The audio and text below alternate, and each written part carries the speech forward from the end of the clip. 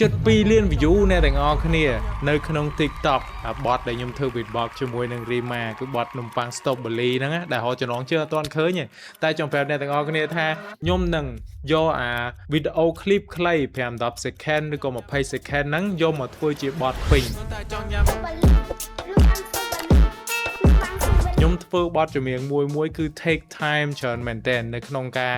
បញ្ចេញបទហ្នឹងប៉ុន្តែគាត់តែអង្គុយលេងធ្វើ beatbox ជាមួយ Rima ហ្នឹងអ្នកទាំងអស់គ្នានិយាយពីថាចូលចិត្តដល់កខ្ញុំនិយាយមែនហើយក៏អរគុណច្រើនមែនតើផងដែរហើយនិយាយពី comment វិញអ្នកទាំងអស់គ្នាគឺមួយសិតតែចង់រាំទាំងអស់ដែលគាត់យកអាសលេងរបស់យើងបានធ្វើហ្នឹងយកទៅធ្វើ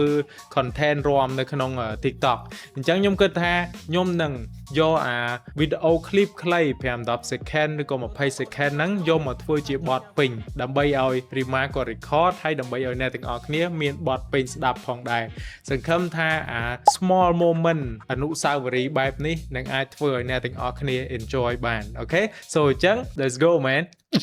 អូខេបើសិនជាខ្ញុំធ្វើអត់បានល្អឯអ្នកទាំងអស់គ្នា2 million people ដែល view បទនៅក្នុង TikTok ក៏ដូចជា Facebook ខ្ញុំបកកាយបកានប៉ុន្តែខ្ញុំនឹងធ្វើវាម្ដងបន្តិ